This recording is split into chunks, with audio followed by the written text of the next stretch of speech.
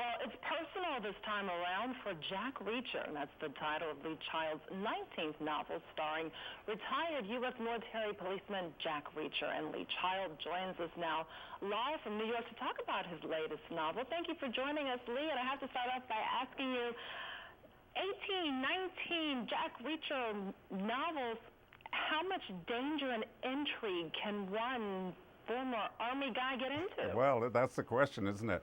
But, you know, I tell people that it doesn't happen all the time. The books where nothing happens, I write the books, but the publisher won't publish them because they're too boring. So it's about once a year he gets into serious trouble, and Personal is this year's installment. All right, so what's so personal about Personal? Well, it starts out with a personal ad in the Army Times newspaper. Reacher is on a bus, he finds a newspaper, he sees his name in it, call this guy. So he owes this guy a favor from years and years ago, so he gets off the bus, he calls the guy. They immediately put him on a private jet and fly him across the continent because they need his help to find a sniper who has apparently targeted the French president in Paris. There's very few guys in the world that could have made that shot, and Reacher knows one of them. So he's drafted into the search. Tell us about some of the research that goes into writing these series of books, because, as you know, it has to be incredibly difficult to keep the story accurate, but also keep it interesting. Yeah, exactly. Sometimes accuracy and interesting are not quite the same thing, because in the real world, investigations can be very slow and very drawn out, and you've got to do it much faster in a book.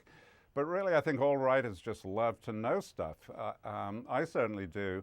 You know, I just love to know how people's jobs work, what it's like to do this, what it's like to do that. And you just pick that stuff up over the years, and then it comes back out again when you write a book.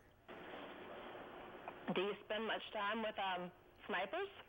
I've known a few, yeah, and I've certainly been in contact with plenty, and there's a lot of literature about them, of course, and so you can pick up what you need to know. All right. I'll leave it at that. Well, we'll figure out what you shoot later. Let's talk about a little bit more about your career. You said that losing your job was one of the best things that happened to you. Tell us about losing your job, and was this your job as a TV director? Yeah, I was the guy that was talking in your ear right now, and I loved that job. I had a great job with people exactly like you, shows exactly like this, you know, that are so much fun. And I would still be there, except, you know, one day my boss said something to me that made it just impossible to continue. He said, "You're fired." It was one of those situations where, you know, by that point I was nearly 40, you know, which in television is like a dinosaur, and so they could get younger people, they could do the job for less money. And so I was out the door, and it did not feel like the best thing at the time, you know, it was a nightmare, but I thought, actually, this is your last chance, you know, go for it. If you want to change, a big change, go for it now. And I did, and happily that first book worked, and subsequent books worked a little better until here we are today. 19 books into it. Yeah, 19 books and a movie with Tom Cruise as your leading guy. It's have you talked to that person who told you those two words, "you're fired," so long ago? Oh, I put all their names in the books as the bad guys, so they know I remember.